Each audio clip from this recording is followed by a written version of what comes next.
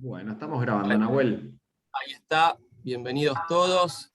Acá entra un montón más de gente, ahí está la doctora de Arce también, Alan Briden, bárbaro de la Comisión de Nobles, un montón de gente. La verdad, este es un tema que es muy interesante y confieso que no lo manejo tan bien, por eso está bueno contar con la doctora Pistaquia, o Pistachia, que como dije en otras anteriores ocasiones, nos gusta presentar a magistrados y opinarios, pero más nos gusta y más placer nos da presentar a los pares. ¿Por qué? Porque en un sistema tan maquiavélico como el de la SRT, donde constantemente nos cambian las reglas de juego, diría que cotidianamente, no hay palabra más autorizada para hablar que la palabra de aquel que está todo el día con eso.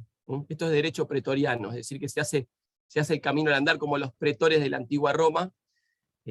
A Mariela la conozco del Foro AFTE, por supuesto, al igual que a Facundo, y vieron cómo es ahí. Uno va leyendo y conociendo, y cada uno se va ganando el respeto por lo que escribe, ¿no? Y uno dice, esta persona sabe. Y bueno, ya conociéndonos un poco más, la convocamos a Mariela para la asociación, Abogados del Fuero, y hoy cumple muy bien junto a Facundo con la dirección y vicedirección de la Comisión de Riesgos.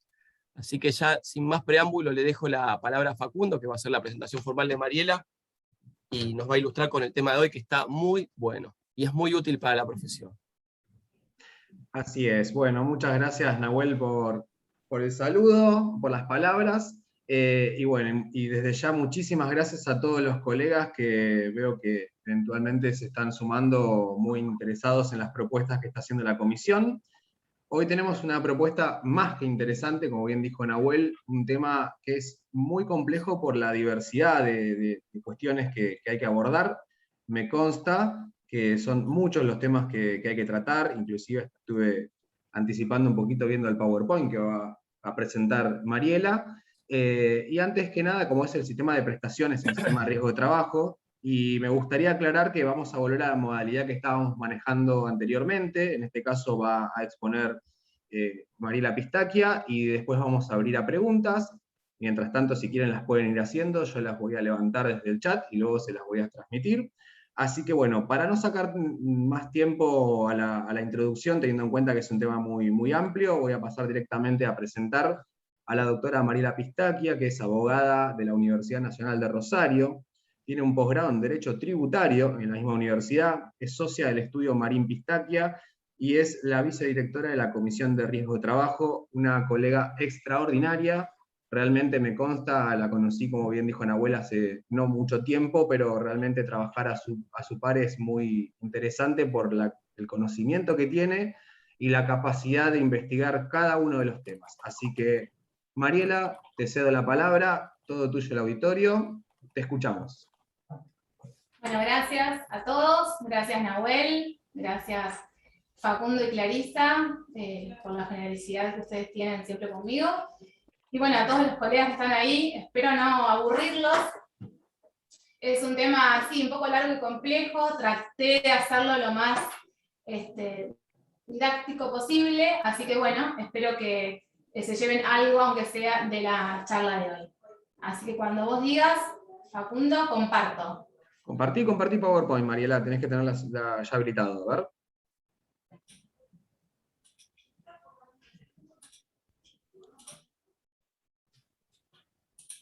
Perfecto, bueno, ¿se ve bien? Sí, perfecto. Bueno, el tema de hoy abarca prestaciones en el sistema de riesgo de trabajo, prestaciones en un sentido amplio, porque a modo de una breve introducción, prestaciones serían aquellas que el RT debe brindar durante el tratamiento del trabajador, estando por RT con el pago de su ILT, las prestaciones médicas y luego la indemnización en los casos que deja incapacidad. Entonces lo que vamos a hablar es de estos tres puntos hoy, obviamente, de manera amplia. Bueno, acá vemos que la incapacidad laboral puede ser temporaria o definitiva. Temporaria es durante el tiempo que el trabajador esté por RT, impedido de realizar sus tareas habituales. Definitiva es cuando la temporaria cesa.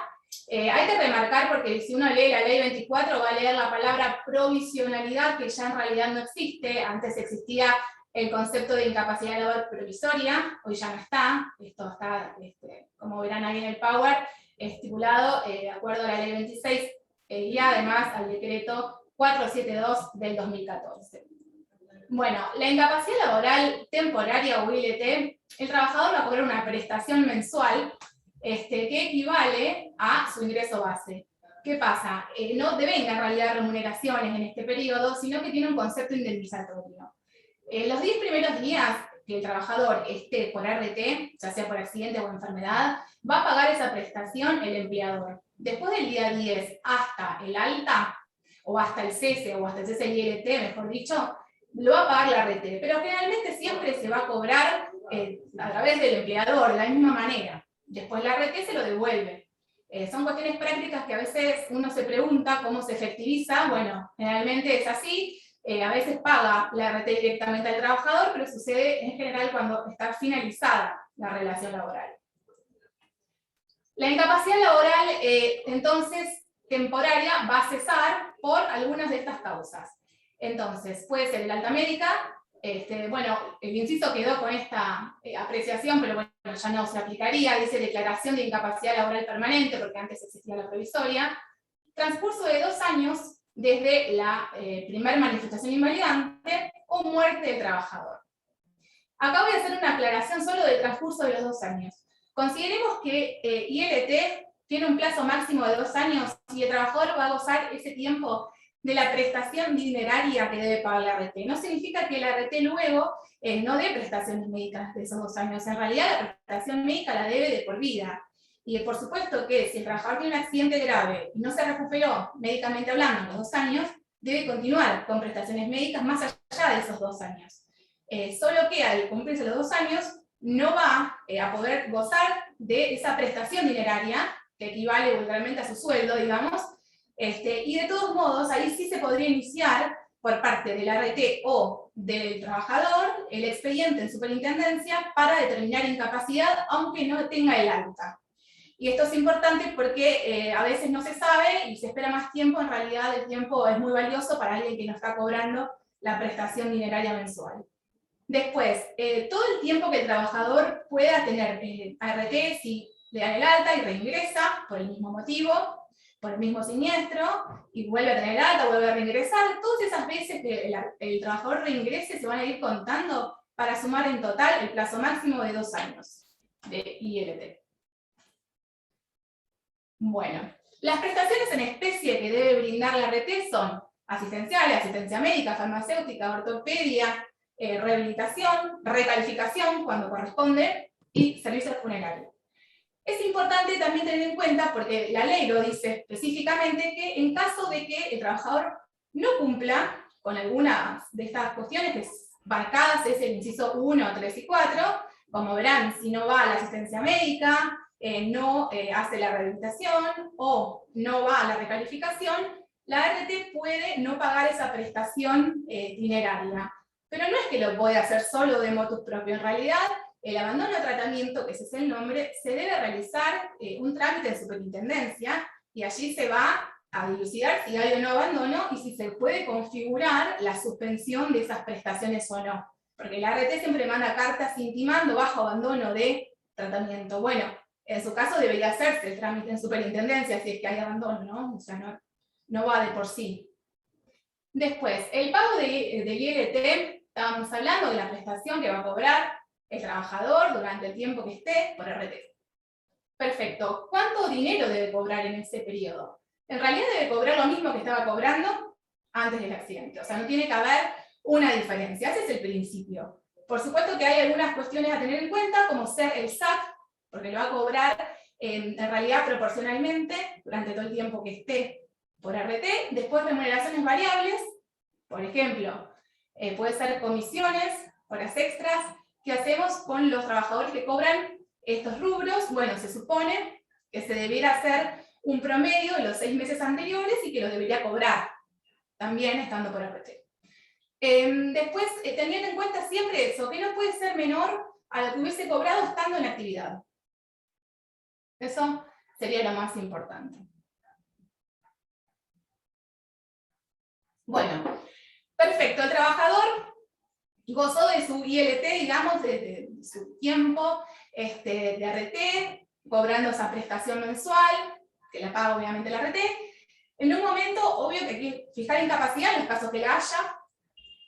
Acá tenemos dos grandes, como pueden ver en el PowerPoint, hay dos grandes cuestiones. ¿Por qué lado vamos a ir a cobrar esta indemnización? A grandes rasgos puede ser tarifada o reparación integral. La tarifada es la de la ley de riesgo de trabajo. Ya creo que todo lo que estamos acá, eso lo sabemos, pero la integral también se puede reclamar, por supuesto. Está basada en el derecho común, obviamente que es más amplia en cuanto al rubro que yo puedo pretender cobrar, lucro cesante, daño emergente, aunque uno pueda decir que la ley 26 en ese artículo 3 incorporó algo parecido a algo de daño moral, de todos modos el derecho civil nos brinda conceptos mucho más amplios de reparación que lo que brinda el derecho laboral, que es tarifado y determinado con una fórmula de la ley. Hay que tener en cuenta que si elegimos la reparación integral, pues obviamente lo cual es viable, igualmente hay que cumplir esta instancia obligatoria de superintendencia, o sea, debo ir, hacer el trámite, y una vez que tengo el acto de clausura, ahí puedo hacer mi juicio por reparación integral. Entonces, en el concepto de que estamos en una etapa en la que vamos a tener que determinar la incapacidad del trabajador, hay algunas cuestiones a tener en cuenta para hacer ese cálculo. En realidad las fórmulas las vamos a ver al final de esta charla. Ahora voy a contarles algunas cuestiones respecto a algunos aspectos en especial que hacen a la cuenta, hacen a la incapacidad que va a tener el trabajador después, y son muy importantes. Uno es el método de la capacidad restante, o fórmula Baltázar, que es el nombre también que se le da.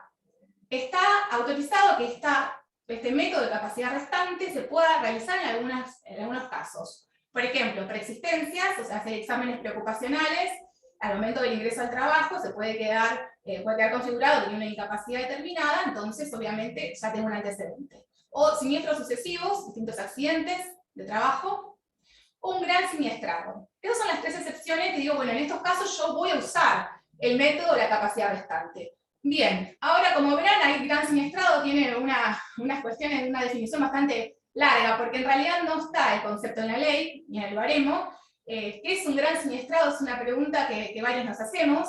Sí, la jurisprudencia, la doctrina lo puede llegar a definir en sus sentencias también, pero la realidad es que se puede considerar gran siniestrado cuando, por el mismo accidente, una persona tenga varias lesiones distintas en más de un órgano o sistema.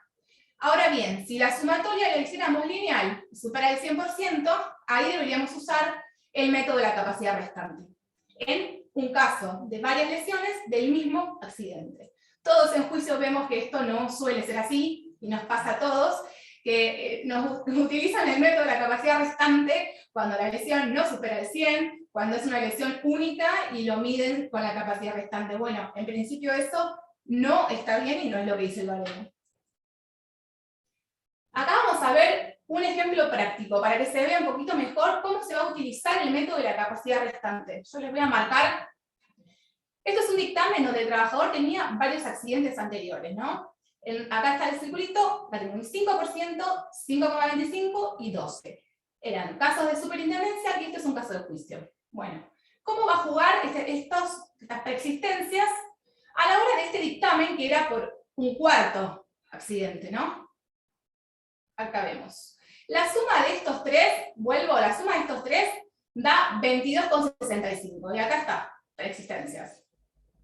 Entonces, ¿qué pasa? Acá va a decir capacidad restante 77,35. Entonces ya no está el 100% el trabajador. Entonces no voy a hacer la cuenta sobre 100. Voy a hacer la cuenta sobre 77,35. Este cuarto siniestro, que como vemos acá tenía una incapacidad de 3%, al hacerlo sobre 77,35 me baja la incapacidad. ¿Sí? Ven que va a ser 2,32. Entonces la incapacidad del trabajador, usando el método de capacidad restante por los accidentes anteriores, en vez de 3 va a ser 2,32. ¿Sí? Esto en realidad es así por lo que determina obviamente el mismo baremo, ¿no? Después, más adelante voy a explicar los factores de ponderación, pero básicamente acá esto para que quede patente cómo se utiliza en la práctica, en un dictamen, el tema de la capacidad restante. Acá está explicado, lo mismo que acabo de decir. Y acá también está bueno saberlo, porque en este caso es la sumatoria de las incapacidades, digamos, en beneficio del trabajador. ¿Por qué? Esta es una liquidación de un caso donde la persona tenía una preexistencia de 47% de incapacidad. Esta preexistencia había sido de juicio, pero igual está todo obviamente en el sistema y se sabe todo en la superintendencia, los antecedentes que haya, ¿no? Entonces, en este nuevo siniestro, como ven, acá tiene un porcentaje de incapacidad de 4,45. Resulta ser que si yo sumo a 47, 4,45, me supera el 50 de incapacidad. Entonces, ¿qué pasa? La misma superintendencia, al hacer la liquidación, suma la compensación adicional de pago único. ¿Por qué? Porque esta persona llega a superar una incapacidad del 50%. Entonces me lo establece acá en la liquidación. Hay que aclarar que es a valor histórico, no es que esta compensación me la va a sacar al día que yo tengo esta liquidación, sino es a la fecha del accidente, ¿sí? Pero a los efectos obviamente que está perfecto, y después en juicio también ahí uno puede pretender que se pongan esos intereses que deberían ir acá, ¿no? Esto me parece súper interesante para tener en cuenta que siempre que el trabajador tenga preexistencias y supere los números de incapacidad de 50 o 66, deberíamos cobrarlo y si no, hay que reclamarlo. Bueno, acá está explicado el mismo ejemplo. Ahora vamos a explicar los factores de ponderación. Espero no aburrirlo, decime Facu, ¿vamos bien?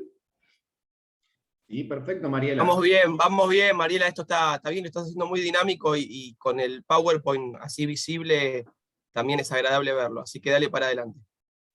Buenísimo, bueno, sí, como son números y cosas, no tampoco los quiero marear, pero espero que esté clarito. Bueno, los factores de ponderación. ¿Cómo se van a utilizar en un dictamen? Bueno, acá obviamente el baremo lo establece. Tenemos 3 factores de ponderación distintos. Uno es el tipo de actividad, o sea, la persona que tiene un accidente va a quedar con una dificultad para actividades laborales. Ok, esa dificultad puede ser ninguna, si no la tiene, leve, intermedia o alta. ¿Sí? Y acá ven cómo están los números. Después tenemos también las posibilidades de reubicación. Ese trabajador, cuando tenga el alta, ¿se va a reubicar en su trabajo o no? ¿O necesita una recalificación? Bueno, acá también se amerita o no, vamos a verlo después igual con un detalle. Y el factor edad también tiene obviamente sus números. Ahora bien, que quede claro que todos estos factores de ponderación son discrecionales. ¿Sí? ¿Por qué? Ustedes ven que empezamos con el primero, el tipo de actividad. Leve me va de 0 a 10, intermedia de 0 a 15, alta de 0 a 20. Alta 0 a 20, 0 no debiera ser si es alta, ¿no? Pero bueno, igual es discrecional, eso lo va a fijar el que se supone que vaya a hacer el dictamen, superintendencia o el perito, ¿no? Porque en realidad, ¿por qué? La chance de que tenga 0 es imposible, ¿no? Alguien tiene una imposibilidad alta. O el margen de 0 a 20, yo he visto que le ponen 0,50, 1, 1,50, 2, o sea, bueno, eso obviamente es discrecional. Bueno, lo importante acá, dijimos que eran 3 factores de ponderación: tipo de actividad, recalificación y edad, ¿sí? Acá que estamos en la recalificación, la recalificación es un procedimiento que tiene distintas etapas. O sea, no viene quizás al caso que ahora en las cuestiones de cómo se hace una recalificación. Pero sí es importante saber, para los efectos de un dictamen, que si la persona fue recalificada y la misma terminó de acuerdo a las pautas establecidas, se supone que el porcentaje que le correspondería por recalificación no va. Y lo dice el baremo. Entonces, por más que esté recalificado, si la persona, por ejemplo, vuelve al mismo puesto de trabajo, entonces ese porcentaje extra no corresponde. Eso es importante porque nos ha pasado a nosotros también en la práctica, y bueno, 0, ahí no va nada. Si vuelve al mismo puesto de trabajo, no va. Bueno, ¿qué pasa? Y esto es importante saber, bueno, miembro hábil, por supuesto, va a llevar un porcentaje extra, siempre los dictámenes nos van a decir si es hábil, llevan el 5% más, debiera estar, si no está, obviamente hay que hacer alguna presentación al respecto. Y los factores de ponderación, como se suman, y ahora vamos a ver cómo, a la incapacidad. Si yo llego a sumar mis factores más la incapacidad, y con los factores supero el 66, el baremo mismo dice que no puede ser posible esto, y me lo va a reducir al 65, ¿sí? Por ejemplo, tengo una incapacidad, no sé, de 58%. y gracias a los factores pasa el 66. Bueno, no, entonces no va a pasar el 66, queda en el 65. También no nos olvidemos que se cobran prestaciones convencionales adicionales por incapacidades superiores al 66, entonces tiene que ver también quizás con eso y con otras cuestiones que suceden cuando la incapacidad es más elevada del 66%. Así que eso también puede pasar, obviamente, porque la cuenta se hace así. Ahora, ¿cómo uno va a hacer el cálculo de los factores de ponderación para agregárselo a esa incapacidad del dictamen? Bueno, acá lo vemos. En un ejemplo, una persona tiene una incapacidad de un 35%. Los factores ya dijimos que eran 3. Esto obviamente lo hicimos nosotros como un ejemplo. Tipo de actividad 15, recalificación 10, edad 40, le pusimos 2%. Se supone que se suma lineal, ¿no? Se suman los 3 y llega a 27. Perfecto. ¿Cómo hago? Ahora, 27 por el porcentaje de incapacidad me va a dar el porcentaje que le agrego a la incapacidad. ¿Sí? Entonces, a 35 le voy a agregar 9,45 por esta cuentita que hicimos de los factores y me va a quedar una incapacidad total de 44,45. ¿Sí? Acá también les agregué una aclaración que a veces lo que pasa es que la edad se calcula diferente. La edad a veces, en vez de ponerla en esta cuentita y hacerla así, la suman literal y lineal. Por ejemplo, que este 2 yo se lo sumo al 35 directo. Hemos visto dictámenes de la superintendencia en este sentido, que ahí lo beneficia al trabajador, así que no nos vamos a quejar, pero bueno, no sabemos por qué sucede esto a veces. Miren este dictamen. Acá, bueno, acá están los factores de ponderación, tipo de actividad le pusieron un 10, sí se hace un porcentaje sobre la incapacidad que es esta. Bueno, recalificación no, porque no estaba recalificado. Y edad, directamente le van a poner un 0,50 a esto. ¿Sí? Entonces me va a quedar 3,05. No le sacaron el porcentaje, como dije yo recién, lo hicieron directo. Le pusieron 0,50 y lo sumaron. En este caso, obviamente, si lo beneficia, por supuesto no vamos a decir nada, pero bueno, cuando se hace la explicación de cómo se agregan los baremos, y dice esto justamente baremo, dice operatoria de los factores de ponderación, dice así que se suman los 3, ¿no? Pero bueno, a veces no pasan la práctica.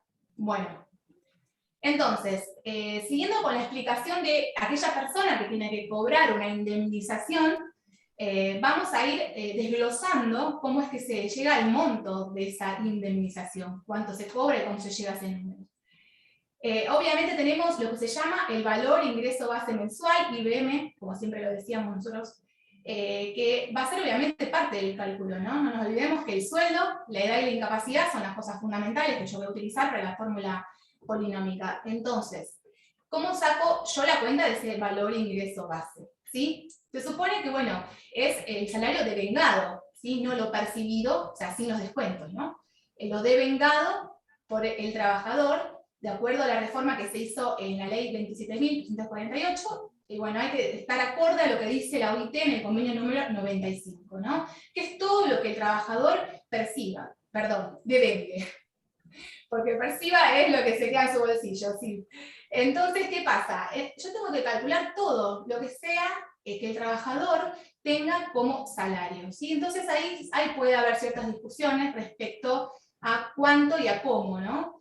Siempre tengamos en cuenta que hay un nuevo artículo de la resolución 298 que vino a modificar la ley, en realidad, como siempre hay resoluciones modificando leyes, porque la ley establecía que es todo, ¿no? Ahora, bueno, acá dice, no integran el valor ingreso base, asignaciones familiares, prestaciones, beneficios sociales, viáticos, y todo otro concepto que no integre el salario, aunque se liquide conjuntamente, ¿sí? Entonces ahí puede que haya a veces alguna cuestión y alguna diferencia.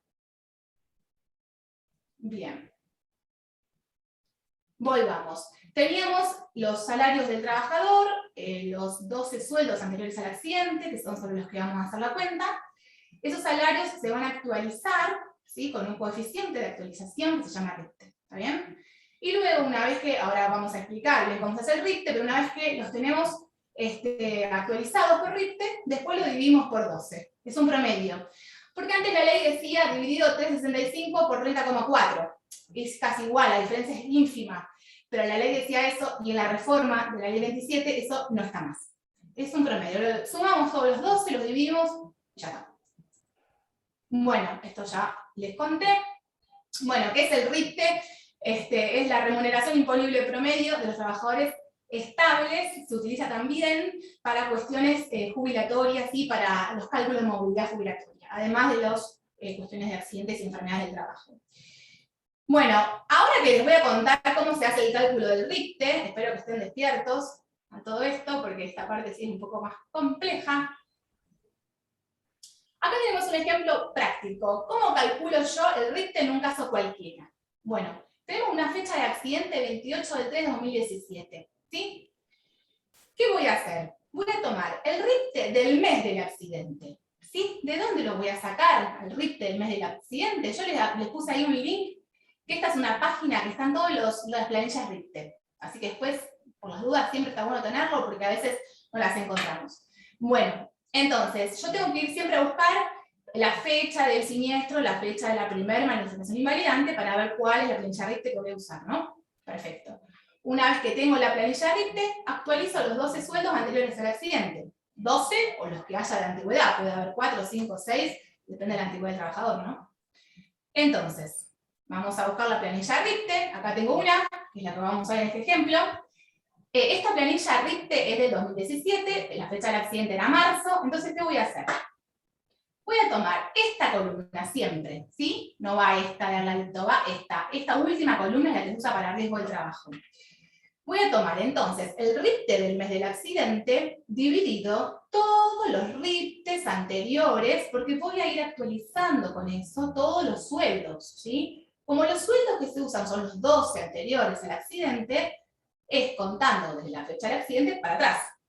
Entonces voy a agarrar el RIPTE del mes del accidente y lo voy a dividir, dividido este RIPTE, y así voy a hacer con los 12, ¿sí? O con los que tenga. Perfecto.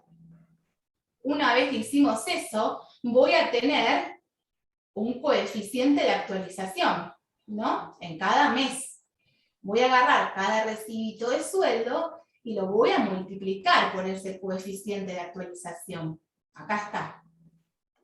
Este sueldo lo multiplico por este coeficiente de actualización y me va a dar un sueldo actualizado, ¿sí? Así con todos los 12 meses, los voy a sumar, me va a dar un número total y después lo voy a dividir por 12, ¿sí?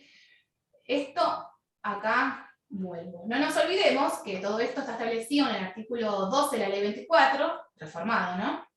Que además va a establecer que además del RIPTE, para mi cuenta, después voy a utilizar intereses de tasa activa. Sí, eso lo vamos a ver más adelante. Pero bueno, el cálculo del RIPTE siempre es importante hacerlo. En líneas generales, la superintendencia no suele cometer errores con respecto a esto. Siempre hay diferencias, pero las diferencias suelen ser para arriba. Así que yo no he visto errores que uno tenga que impugnar en general una liquidación de superintendencia, y además ellos suben las planillas, suben todo, si ustedes lo quieren ver y controlar, se puede hacer tranquilamente. Bueno, perfecto. Ahora vamos a los intereses que les decía recién. Yo tengo un sueldo actualizado por RIPTE. Ojo que esto también es muy importante. El RIPTE que yo usé y el número que yo usé para hacer todas mis cuentas de RIPTE fue el RIPTE del momento del accidente. No es el RIPTE del momento en que yo estoy haciendo el cálculo, ¿sí? No va a ser el RIPTE del momento en que yo haga la liquidación.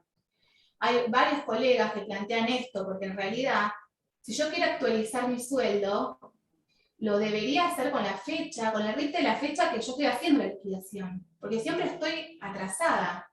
Esto es un RIPTE del día del accidente. Y el RIPTE del día del accidente quizás pasaron 2 años, 3 años, 4 años hasta que yo lo liquido. Si voy a juicio, también más. Entonces, ¿ese sueldo está actualizado verdaderamente si yo lo saqué de la fecha del accidente? Bueno, obviamente que puede haber distintas opiniones, yo creo que no. Pero bueno, no tengo tampoco, creo, nada de jurisprudencia que me avale todavía. Acá tenemos entonces los intereses. Bueno, intereses, los de la ley 24.000, perdón, la ley 24.557, si uno la mira hoy, está con el decreto 669. Si lo buscamos en Infolet, lamentablemente, aunque el decreto no se utilice, si la buscamos hoy la vamos a ver con el decreto 669. Pero la originaria establecía que los intereses son intereses tasa activa, Banco Nación. Perfecto, estábamos todos felices porque era un buen interés, era una de las mejores modificaciones que traía la ley 27, era esto. Justamente era interés tasa activa. Bueno. Los intereses, ahí les puse varias páginas para que ustedes puedan buscar dónde se calcula el interés tasa activa, bueno, varios para que ustedes lo puedan hacer. ¿Qué pasó? En 2019 salió el decreto 669 del 19, que vino a modificar, ¿sí? La ley 27. Entonces nos dijo, no, tasa activa no es muy alta la tasa activa, no nos gusta tanto. Tasa activa mejor, vamos a ponerle esta tasa de actualización de Richter. Entonces, vamos a ponerle esta que no da tanto, porque daba mucho. La tasa activa daba muy alta. Entonces la cambiamos porque es mucho. Fue una cosa así, más o menos, la realidad es esa, y en los considerandos del decreto no hay algo tan distinto a lo que acabo de decir. Bueno. Entonces, ¿qué pasa? En realidad en la ciudad de Buenos Aires, el Colegio de Abogados interpuso una medida cautelar para que no se aplique ese decreto. La verdad, sorprendente, y hasta el día de hoy no se aplica. Esto les dejé también los datos para que alguien se quiere mirar, está el expediente de se inició. Creo que desde que salió el decreto pasó una semana y enseguida se dejó de aplicar. O sea, verdaderamente en la práctica no se aplicó nunca, tampoco en superintendencia. No se aplica en el ámbito de superintendencia en todo el país, ni en capital, ¿sí? En provincia se puede dar, sí, se podría dar eventualmente, porque lamentablemente el decreto sigue existiendo, ¿no? Y como yo les decía, si uno busca la ley 24.557, hoy con las reformas, va a estar con la reforma de este decreto 669. Pero bueno, verdaderamente uno debería plantear, ¿no? La inconstitucionalidad de que un decreto modifique una ley y más en perjuicio del trabajador. O sea, argumentos tenemos 1000, pero hay que plantearlo, porque a veces los jueces no pueden hacer magia si uno no lo plantea tampoco. Este decreto 669 tiene este artículo que se los voy a leer, y dice: las modificaciones dispuestas en la presente norma se aplican a todos los casos, independientemente de la fecha de la primera manifestación invalidante. Eso que está subrayado está así porque dio lugar a varias cuestiones, ¿no? Bueno, ¿qué es independientemente de la fecha de la primera manifestación invalidante? O sea, ¿puedo usarla para un caso que sea anterior a la ley 27? Bueno, eventualmente se podría, en provincia de Buenos Aires estamos, ¿no? Eventualmente se podría, ¿por qué? Porque dice estas palabras exactas, el artículo del decreto, y porque resulta más beneficioso para el trabajador. Porque en provincia de Buenos Aires, no nos olvidemos que hasta que la ley vino a poner una tasa común para todos, que es tasa activa, Banco Nación, en principio, la tasa siempre fue la tasa pasiva digital, en provincia, bueno, mucho más baja, ¿no? que acá en capital. Entonces ahí vendría a ser más beneficioso, ¿no? O sea que yo podría plantear que se use este decreto, que en realidad es perjudicial para los posteriores a la ley, ¿sí? Pero que beneficia a los anteriores a la ley. Entonces, tenemos jurisprudencia al respecto que se ha aplicado, y ahí les dejé algunos casos por si necesitan usarlo. ¿Acaso ustedes siempre teniendo en cuenta que son accidentes anteriores a la ley 27.348, donde este decreto me viene a ser más beneficioso? Bueno, los intereses de aplicación práctica, hoy en las sentencias vemos, bueno, para accidentes obviamente de enfermedades anteriores a la ley 27, tasa activa, intereses de la Cámara en capital, y en provincia la tasa pasiva digital, ¿sí? O sea que las sentencias que salgan hoy, los casos anteriores a la ley, van a salir con estos intereses. Les agregué esto del fallo Lince porque es importante saberlo. ¿Por qué? Casos que sean anteriores a la modificación de la ley, ¿podría yo pedir que me apliquen la tasa activa desde que se entró en vigencia la ley? Ahí les puse la fecha, 5 de marzo de 2017 para capital, 8 de enero del 18 para provincia, hasta la sentencia le podría aplicar tasa activa, diciendo acá tengo una ley más beneficiosa, aunque el accidente sea anterior, ¿sí? El fallo es ese, lo podrían buscar y plantear. Nosotros lo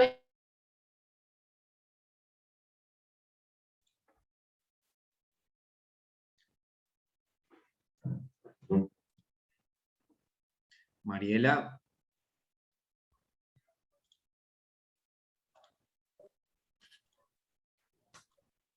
Mariela. Acá estoy. Bueno, Sí. nos fuimos. Volvé, por favor, desde el fallo Lince, que Sí. se cortó, pero ya Me avisaron, sí, me avisaron que se había cortado. Bueno, el fallo Lince para los casos, como les decía, anteriores a la ley. ¿Sí? Lo pueden plantear, lo pueden buscar el fallo y ponerlo en sus alegatos en el momento, digamos, procesal oportuno dentro de los juicios que sean ya anteriores a la ley. ¿Sí? Bueno. Perfecto. Seguimos. Intereses posteriores a la entrada en vigencia de la ley 27. Bueno, en capital, tasa activa Banco Nación, que es lo que dice la ley. Y las tasas de la Cámara, porque siguen regulando, siguen fijando sus intereses en algunas sentencias. Así que, bueno, pasan las dos cosas en la práctica, ¿no? Acá les puse un ejemplo. Es un ejemplo que nos pasó ahora hace poquito en el estudio, un ejemplo práctico de un accidente que había sido anterior a la ley, ¿no? De 2016. ¿Qué pasa? La tasa que fijaron en el momento de la sentencia es la tasa activa Banco Nación, ¿sí? Aunque sea un caso anterior, digamos, a la reforma de la ley. Nos fijaron la tasa de la ley nueva, digamos, ¿no? Pero el RIPTE en el IBM no lo pusieron, no, porque eso sí era un accidente anterior, entonces el RIPTE no lo ponemos, porque el accidente es 2016. Ah, pero la tasa sí la ponemos, porque bueno, nos gustó más. En realidad la tasa activa Banco Nación, la realidad es que da menos la cuenta. Y acá les puse los números, ¿sí? Ay, perdón, ahí se me fue. Ahí le puse los números. Fíjense esta sentencia, que es llamativo, ¿no? Monto de condena, con la tasa activa me da 3.100.000, con la tasa de las cámaras me da 3.700.000. Hay una diferencia bastante grande. Bueno, mora en el pago, es también todo un tema, la mora en el pago de las prestaciones dinerarias. En realidad, ¿qué es lo que uno considera mora, no? Porque a partir de cuándo se está en mora, ese es un tema, ahora les voy a decir qué es lo que, mi humilde opinión, pero bueno, el artículo 11, inciso 3, dice específicamente esto. A partir de la mora, en el pago de la indemnización, será de aplicación lo establecido en el artículo 770 del Código Civil, acumulándose los intereses al capital. Y el producido debe vengar un interés equivalente a tasa activa Banco Nación, hasta su efectiva cancelación. Esto sería un anatocismo, ¿sí? Entonces, es una excepción legal al principio de la prohibición del anatocismo. Está establecido en la ley expresamente. El problema va a ser, bueno, ¿qué considero yo que es la mora? ¿Cuándo se configura la mora? Ese es uno de los grandes temas. Y otro de los temas es, si me voy a leer el artículo 770 del Código Civil, ahí ya me compliqué la vida. Porque como en realidad nos manda el 770 es muy confuso, está muy mal redactado, pero no es porque lo diga yo, sino porque lo dicen los civilistas, digamos. Entonces no queda claro cómo es que se capitaliza, digamos, mis intereses que se van a sumar a ese capital. Y me van a generar nuevos intereses, ¿cada cuánto? ¿Cómo lo hago? ¿A partir de cuándo? ¿Cada cuánto? Bueno, esas cuestiones, digamos, son todas una incógnita, no hay nada claro. En realidad, yo tampoco voy a venir a echar luz sobre eso, porque por supuesto que no no existe la posibilidad. Acá les transcribí el 770, porque realmente, obviamente deriva la misma ley, pero es un mundo el 770. Acá tenemos las interpretaciones. Yo digo, ok, tengo un capital, tengo un interés. Eso lo sumo al capital y genero nuevos intereses. Perfecto, eso sería, como dijimos, una capitalización de intereses. Bien, ¿en qué momentos capitaliza? Puede capitalizar en dos momentos, según lo que dice el 770, al notificar la demanda y cuando se realiza la liquidación y el deudor es moroso, ¿sí? Al respecto, y para no dormirlos ni aburrirlos, después igual que al Power, después si ustedes quieren profundizar, hay un montón de cosas para profundizar. Tenemos una postura restrictiva que dice que, bueno, solo puedo usar una de estas dos chances, yo no puedo capitalizar en las dos oportunidades, ¿no? Debería capitalizar en una de ellas, tengo que hacer una sola vez la capitalización. Y después tenemos una postura amplia, que es del doctor Romualdi, le dejé el link acá de su paper, donde está hablando de la capitalización del 770. Y les puse un ejemplo, porque bueno, él lo explica y lo desarrolla, para él se puede capitalizar en esos dos momentos. Si consideramos que en provincia es una demanda, ¿no? Si consideramos que es una apelación, ahí ya, obviamente, no estaríamos hablando de esto. Pero básicamente es un tema muy complejo, que como verán tiene muchos números. Yo igual lo puse porque me parece que está bueno para que alguien lo tenga a mano si en un momento lo necesita, ¿no? Me parece que eso sería lo más importante si uno lo necesita. Pero si volvemos acá y decimos, ok, a partir de la mora, dice el artículo 11, ¿cuándo hay mora? Si yo voy a superintendencia y no acepto la liquidación, el dictamen, digo, no, quiero la justicia. La RT obviamente está dispuesta a pagarlo, pero yo elijo no aceptarlo porque el trabajador así lo decide. Bien, ¿ahí hay mora? ¿Estaría en mora la RT? Si en realidad yo tengo la elección de optar y digo sí, acepto, no, voy a juicio, bueno, eso es obviamente discutible. Lo que se considera a partir de la mora, lo que sí vamos a decir que eso es importante y en la práctica lo vemos más, es que habiendo una sentencia no se cumple, pasa mucho con el RT Galeno, por ejemplo, ahora con Profru, que no paga las sentencias. Bueno, ahí una vez que tenga la liquidación, indudablemente tendría yo que hacer esto, ¿sí? Ahí como que no hay dudas respecto a que si se debe capitalizar el interés luego de una liquidación impaga. ¿Sí? Ahí hay mora, obviamente ahí hay mora sin lugar a dudas, ¿sí? Después ahí paso los numeritos. Bueno, y vamos a la última parte de la presentación.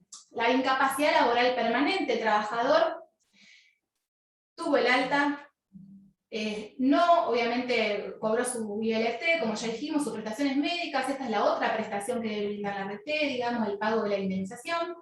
Tiene una incapacidad, ¿verdad? ¿Qué incapacidad tiene el trabajador? Bueno, puede ser, como ustedes ven ahí, parcial total, gran invalidez y fallecimiento.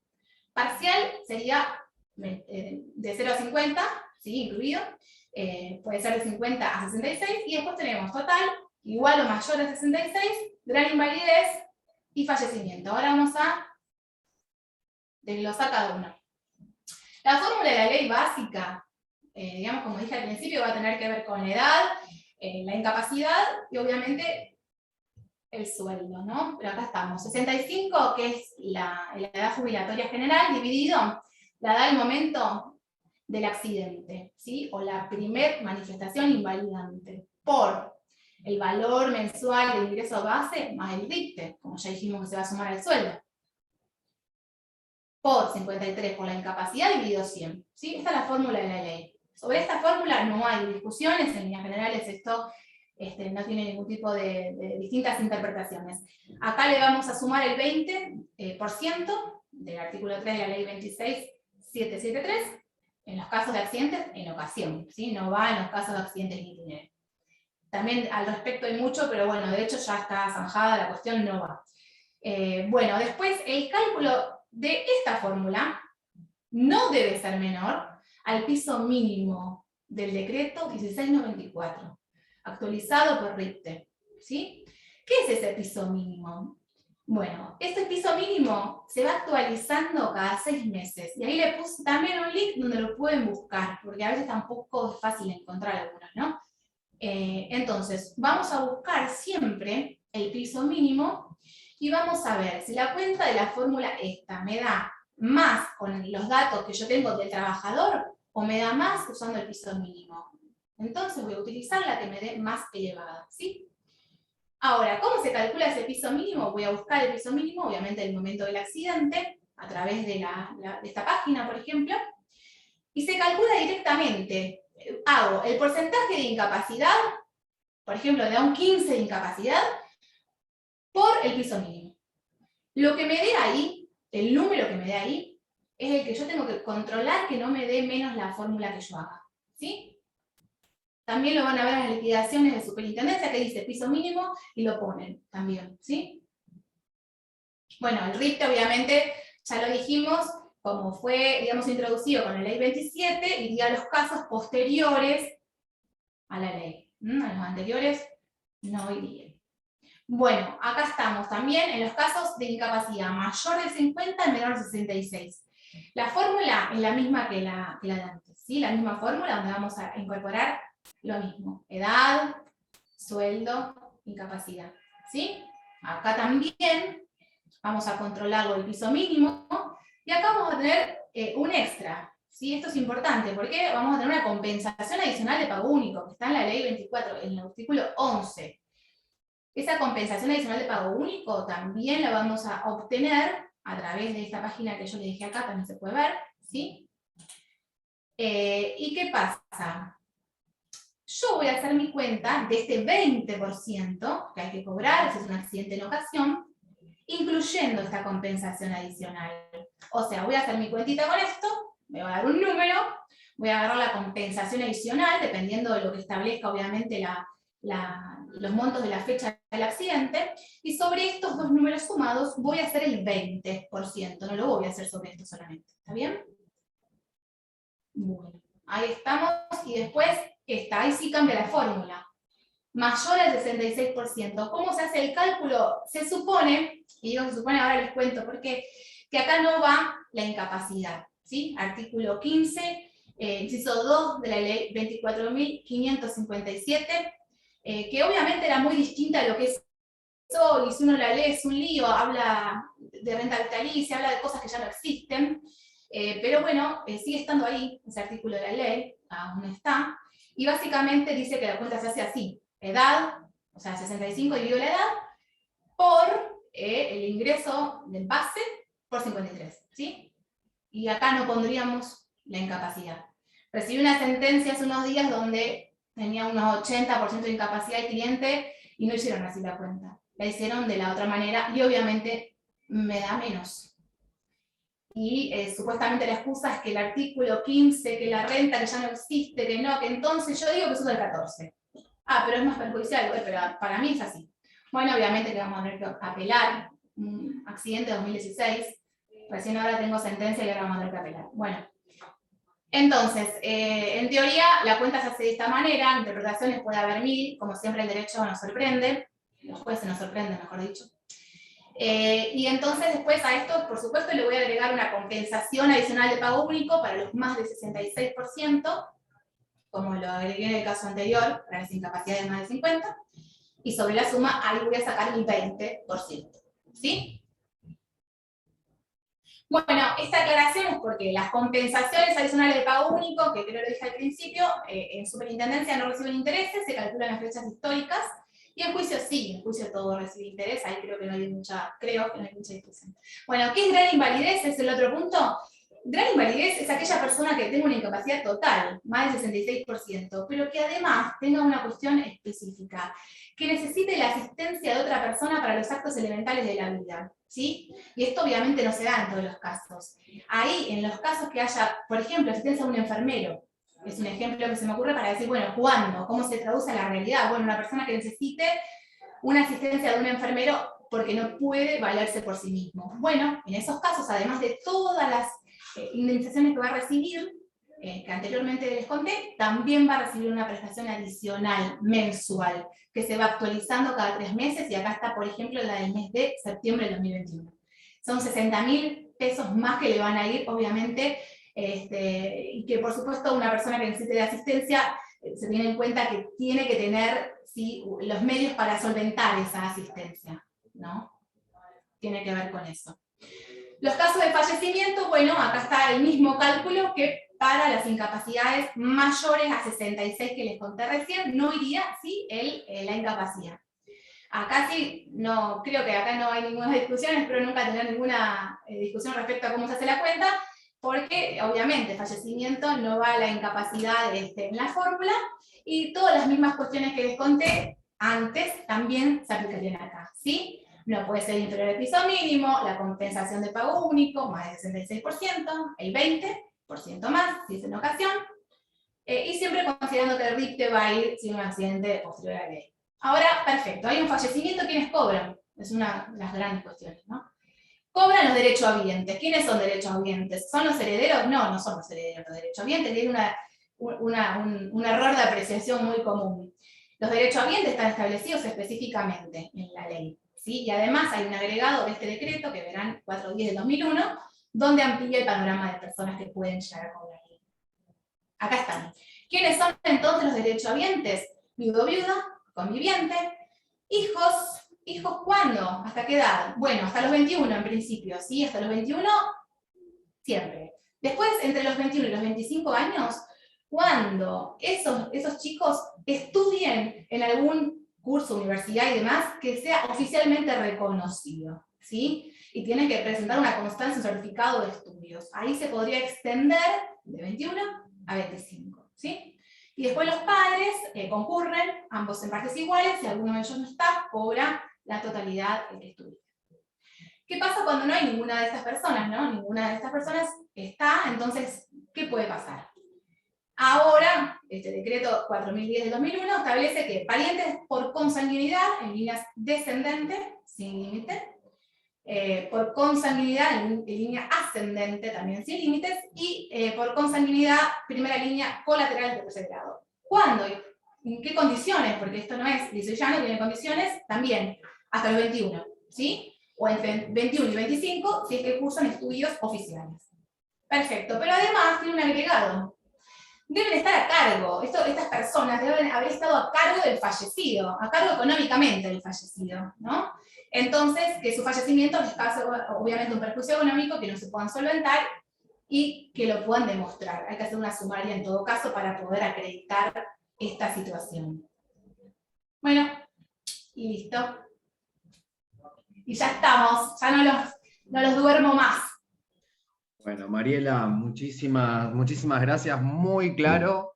Si querés podemos cortarla ahí de compartir el PowerPoint.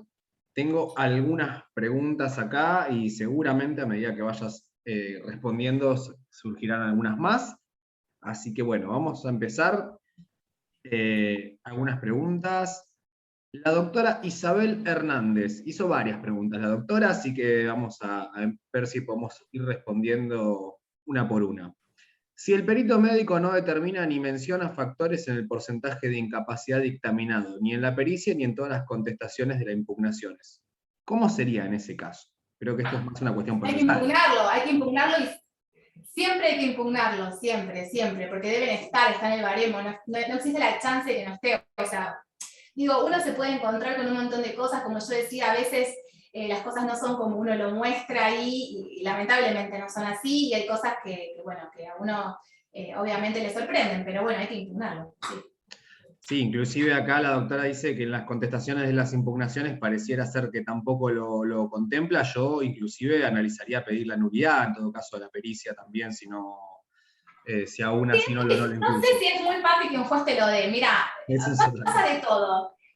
Vos puedes pedir lo que quieras, ahora que por ahí te lo den, no sé, pero bueno, el intento puede estar, es válido, está bien el intento. Igualmente siempre mantener en los alegatos. Yo, por lo menos en el estudio hacemos eso. A ver, es muy difícil que a veces un perito modifique su pericia, se mantienen igual con la capacidad restante. Pasa lo mismo, porque yo decía, ¿cuándo la aplicamos? Está estipulado cuándo, ¿por qué lo hacen cuando no corresponde? Bueno, impugnamos, mantiene su pericia. Bueno, está, no puedo quizás tener otra herramienta en los alegatos y después esperaré que el juez en la sentencia haga lo que corresponde, pero hay que mantenerlo en los alegatos. Correcto. Otra pregunta de Nicolás. Buenas tardes. Si podía preguntar a la doctora, ¿por qué en la Superintendencia de Riesgo de Trabajo aparece como preexistencias las incapacidades fijadas en sede judicial cuando se arribó a un acuerdo transaccional sin reconocer hechos ni derechos, e incluso la pericia está impugnada? Bueno, qué buena pregunta. No sé si es para mí esa pregunta, pero... Es que ya hace unos años, cuando comenzó la obligatoriedad de la superintendencia, al principio la verdad es que no estaba todo en el sistema y no estaban todas las incapacidades de juicio, pero ya hace unos años que ya están. Y la verdad es que tiene razón, si yo hago un acuerdo sin reconocer, ¿por qué me va a figurar esa preexistencia? Mirá, podrías hacer alguna presentación al respecto, ¿no? Siempre podemos hacer presentaciones argumentando esto y creo que tendrías razón. El tema es quién la recepcione, ¿no? ¿Qué piensa? Muy bien. Una pregunta de Luciana Alejandra González. Si la indemnización que surge de la fórmula es inferior al piso y la comisión médica aplica el piso, ¿se le debe adicionar los intereses de la fecha del accidente? Ay, perdón, ¿cómo? Porque me perdí leyendo algo ahí. Si la indemnización que surge de la fórmula es inferior al piso y se aplica esto, Ok. ¿se le deben adicionar intereses? Sí, obvio. Si estamos hablando de un caso de juicio, en el juicio siempre se hace la cuenta, van a ver en las sentencias, el juez va a decir, bueno, la fórmula es esta por, obviamente, edad, incapacidad, como ya dijimos, sueldo, listo, la fórmula es esta, da esto. ¿Qué es superior o inferior al piso? ¿Qué es este? ¿Sí? Lo establece clarito. Y después va a decir la sentencia, bueno, además va a recibir interés que corresponda desde la fecha del accidente hasta, sí, siempre se va a sumar. Bien. Otra pregunta de la doctora Isabel Hernández. Es una pregunta un poco larga y quizás es más de una pregunta a la vez, pero bueno, quizás a ver si la podemos entre los dos, Mariela, desglosar. A Doctora, si fueran varios siniestros por diferentes sectores del cuerpo, de diferentes años, sí. ¿el perito puede asignar factores por cada sector del cuerpo con incapacidad o tiene que ser en relación a la totalidad de la incapacidad? ¿Cómo? Pero son de distintos accidentes, distintos... no entiendo, a ver, volvemos. Léemelo de nuevo. Bien. Si fueran varios siniestros en diferentes sectores, o sea, varias lesiones, imagino, en diferentes sectores del cuerpo, Sí. de diferentes años, ¿el perito puede Sí. asignar factores por cada sector del cuerpo o tiene que ser en relación a la totalidad de la incapacidad que se determine? ¿Qué sería asignar factores? No entiendo la pregunta. Yo creo que acá la doctora, porque además después, la segunda parte, si no ahora la habilitamos el micrófono, y la fórmula de cálculo que da el trabajador de cuál de todos los siniestros. Yo creo que acá hay una confusión respecto de la diferenciación, por más que nosotros hagamos una sola acción con varios siniestros, digamos, la determinación de la incapacidad y la fórmula va a ser independiente en cada uno de los siniestros, porque en definitiva es como, yo estoy acumulando acciones, pero yo podría tranquilamente hacer, digamos, acciones diferenciadas. No Es que sé. ya no podemos igual, porque desde que tenemos obligación de ir a SRT ya me los van a diferenciar. Antes nosotros sí hacíamos un combo, pero ahora ya no podemos. Correcto, sí, por eso mismo. Esto tiene que ser un siniestro anterior porque hoy por hoy si yo inicio en comisión médica por más de un siniestro me lo van a abrir un expediente por cada uno de los siniestros, por ende el recurso luego va a tratar cada uno. Esto me parece que Siempre es algo van a muy ir común. todos distintos. Exacto. No hay chance ya que se sumen muchos siniestros en un juicio, ¿viste? Porque en realidad la obligación está de pasar por SRT con cada siniestro por separado. Bien. Bueno, vamos a seguir, a ver.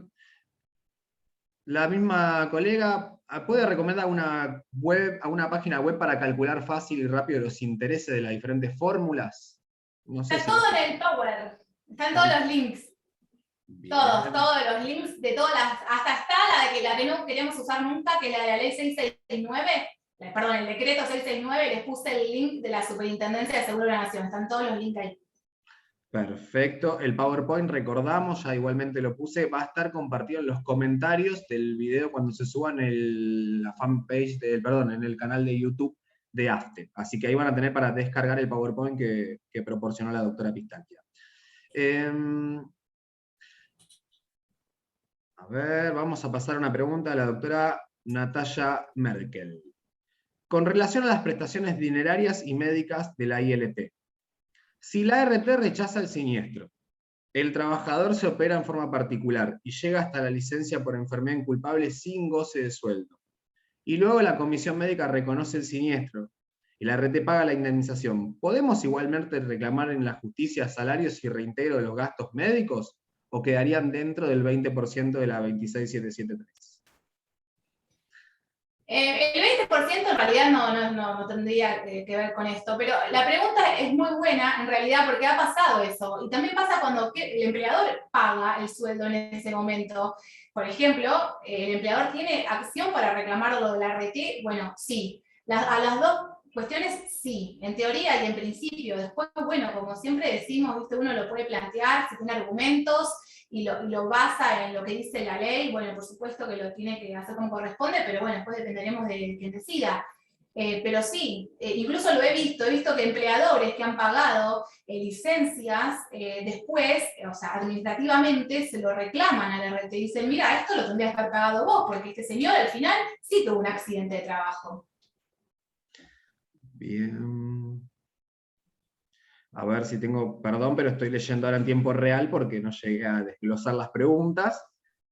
Bueno, a ver, doctora, si los derechohabientes son una esposa y una concubina que acredita el vínculo registrado, y por cada una hay un hijo menor de edad, ¿cuánto para cada quien? Creo que esto ya es una cuestión aritmética inclusive. Bueno, no, igual yo tengo una pregunta para eso.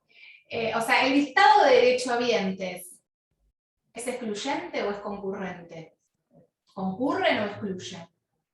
Si yo tengo, ¿no?, una serie de personas que me vienen en orden de prelación, ¿qué es prelación? ¿Cómo vienen a cobrar eso? O sea, ¿tienen que concurrir una ex esposa con que ya quizás igual tengo un caso parecido y por eso opino así? Para mí no, para mí es excluyente. Es decir, si yo tengo una separación de hecho de X cantidad de años, o bueno, ni hablar cuando hay un divorcio, ¿no? Pero una separación de hecho de una X cantidad de años, una nueva pareja con un nuevo hijo, ¿por qué iría a concurrir esa ex pareja, esa ex esposa que está separada de hecho? Sí, el hijo, obviamente, pero bueno, es una discusión que la verdad es que hay cosas, y yo lamento desde defraudarlos, pero hay cosas que no tienen una respuesta. Yo considero, si me preguntan qué opino, y está mal que concurran, pero la realidad es que hay jueces que los hacen concurrir a la ex esposa y a la concubina, que por ahí hace 20 años están juntos. Y bueno, ¿será justo? Bueno, para mí no, pero a veces nos pasa, y puede pasar, es una sentencia, apelaremos y veremos qué dice la Cámara, porque hay cosas que no están claras. Cuando la ley es defectuosa es difícil, entonces estamos a merced de los jueces, es así. Correcto, yo te agregaría por eso mismo, Mariela, no solo que no hay una sola respuesta, sino que a veces hay muchas respuestas que son contradictorias la una con la otra, inclusive en las resoluciones judiciales, y en ese mar es en donde estamos naufragando todo el tiempo. Pero bueno, sí, mientras menos clara sea la ley, peor es para todos, porque estamos a merced, obviamente, de lo que cada juez opine, y es una lotería, y no es justo que sea una lotería. En realidad, a mí me parece que no es justo, pero bueno, pasa un montón con un montón de temas que no son claros. correcto, es el constante que estamos expuestos todo el tiempo con esta normativa, en donde es totalmente contradictoria, hay reglamentaciones que van en contra, no se respeta la estructura piramidal establecida en el artículo 31 de la Constitución. Entonces, bueno, como siempre son, me parece, en mi opinión, parches sobre parches que buscan solucionar y sostener el sistema, estamos todo el tiempo teniendo que volver a reinterpretarlo, no solo los abogados, los jueces también, y eso produce, Sí. como siempre, hay una atomización de criterios en donde muchas veces tenemos que dar la respuesta de, y depende de lo que vaya a entender el juez del caso. Porque podemos tener una opinión, podemos discutirla, inclusive a veces no nos ponemos de acuerdo entre nosotros, pero muchas veces depende del organismo jurisdiccional que va a intervenir. Exacto, mira acá, Florencia Carla Pérez Rojas dice, pero en los fallecimientos, en la decisión por fallecimiento, en el acuerdo piden que haya una declaración jurada que son los únicos. A ver, las ART te piden hasta el ADN un poco más, ¿viste? Entonces, que el ART lo pida no significa que esté bien. O sea, vamos a pensar quizás que el ART todo lo que hace o dice, lo hace o dice porque es así o porque está bien, y no, la realidad es que no. No se quieren cubrir, están pagando, no quieren pagar 2 veces. Obviamente, tiene que ver con eso. Pero por supuesto que a mí también me ha pasado, piden una declaración jurada. Cuando no hay mayores problemas, la hacen y ya está. Ahora cuando tenés la concubina, que hace no sé cuántos años que está, la ex esposa, ¿cómo haces para que firme? ¿Viste? Hay cosas que es difícil llevarlas a la práctica, pero que lo pida la RT tampoco significa que sea así, digamos.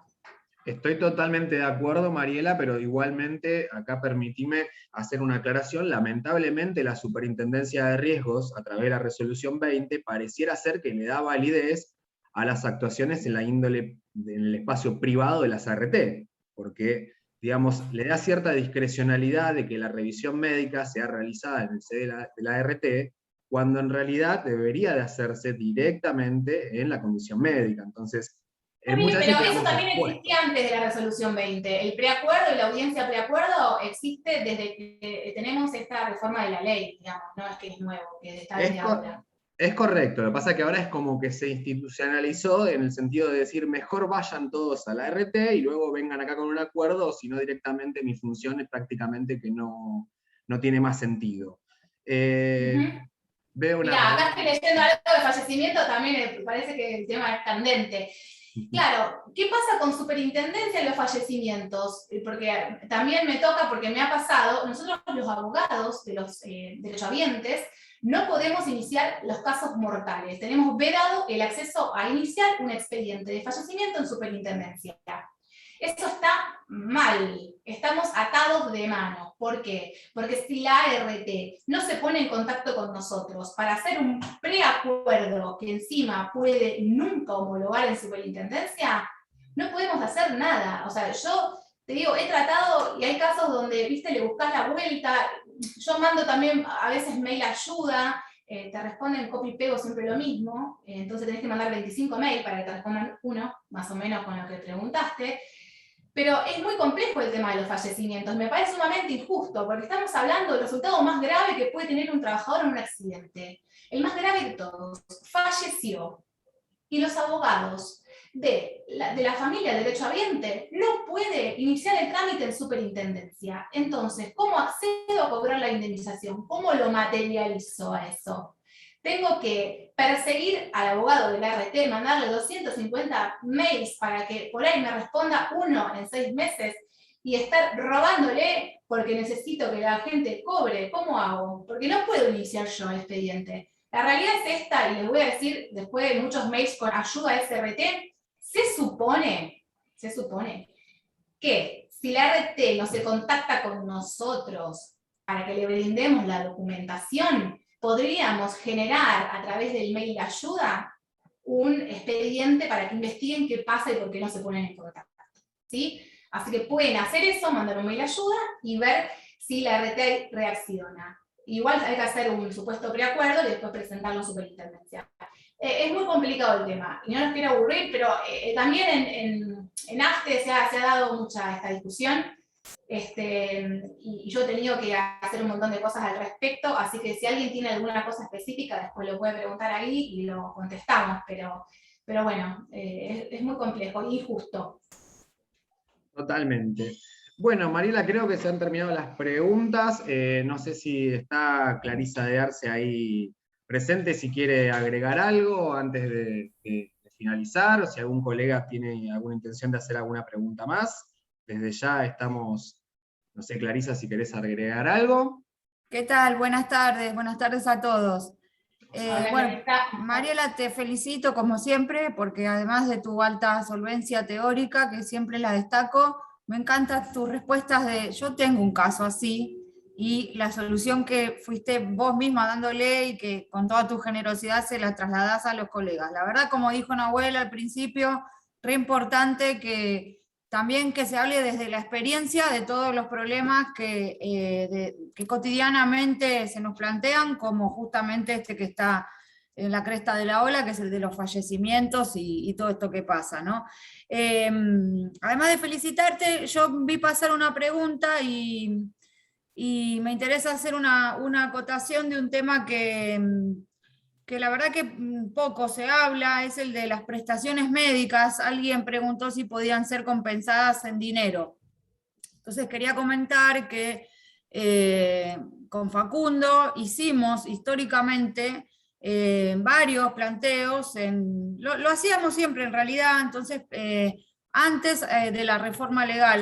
Yo en este momento, como no estudié para esta charla, no me acuerdo si la reforma vino con la 27.348 o con la 26.773, me parece que con la intermedia. Incorrecto, Clarisa. ¿Incorrecto? No, correcto, es la 26773 la que prohibió. Gracias, Facu. Antes de la 26, nosotros pedíamos la compensación de las prestaciones médicas en dinero para que formaran parte de la condena. Entonces le pedíamos al perito médico, como en cualquier juicio de daño civil, que seguramente todos también deben tener alguno en su haber, pedíamos al perito que valore o que justiprecie el valor del tratamiento. Y en algunos expedientes no tuvimos éxito, pero en unos cuantos sí lo hemos tenido, y esas sumas han formado parte de las condenas, incluso, si mal no recuerdo, en 2 salas de la Cámara. A lo mejor Facundo se acuerda mejor que yo. Pero después de la reforma, con la 26, la ley, porque hasta ese momento había un vacío legal sobre ese tema. Entonces entendíamos que se podía reclamar al no haber una prohibición expresa, y en definitiva, si el trabajador era atendido por su obra social y terminaba pagando medicamentos, asistencia terapéutica o lo que fuera, bueno, lo integrábamos en el reclamo y había prosperado. Pero la reforma lo prohibió expresamente, dice que ya no pueden ser compensables en dinero, y a partir de ahí en adelante, si bien seguimos haciendo planteos, la realidad es que no tuvimos más éxito a posteriori de esto. Qué sé yo, tal vez vale la pena, en ciertos casos por ahí valga la pena insistir o plantear algún tipo de inconstitucionalidad cuando se justifique, ¿no es cierto?, por el monto, porque también es cierto que el derecho avanza en la medida que nosotros vamos haciendo los planteos correspondientes. Así que bueno, lo dejo en el aire el tema como para aportar a la respuesta de la colega. Muy bien, bueno. Sí, también siempre hay, digamos, reintegros entre las obras sociales, entre las ARTs, entre las compañías de seguros. O sea, digamos que todo esto por afuera uno no lo ve porque está obviamente en otro lado y somos abogados en general de parte actora, pero entre las compañías de seguro y las obras sociales también existe toda esta cuestión de, bueno, si yo pagué y en realidad era un accidente, me devolvés la plata, igual que con las compañías de seguro en caso de accidentes de tránsito. Correcto. Bueno, a ver, chicas, igual ya que están ahí las dos, porque hay una pregunta que si bien excede un poquito el tema, las dos sé que la van a poder responder muy bien. Primero voy a hacer una aclaración a la doctora Luciana Alejandra. Hizo una pregunta que tiene que ver con lo que es la operatoria de mesa de entradas virtual que excede la charla. Le pido por favor que la transmita en AFTE, así la podemos evacuar, y desde ya les anticipo a todos los colegas que va a haber una charla específica dentro del marco de estas jornadas, que es específicamente de mesa de entrada virtual a cargo de los doctores Elías, Morelli y Cualito. Todavía falta, no obstante, como excede un poquito esta charla, estoy seguro que si la misma pregunta la traslada en AFTE, va a ser evacuada muy rápidamente. Pero la pregunta que hace el doctor Leonardo Castro, me parece que si bien tiene que ver con la clase anterior, seguro que la pueden responder. Mariela, te consulto cómo procedemos en el caso de expedientes que no aplicaron la 2021, la resolución obviamente. ¿Hay que solicitar que lo giren al servicio de homologación? No, bueno, va a ir solo, o sea, a ver, si no les agarró por la fecha de comienzo de la nueva resolución, por supuesto que va a seguir con el procedimiento anterior, pero en superintendencia, de hecho, no hace falta que nosotros subamos escritos pidiendo que se haga el próximo paso.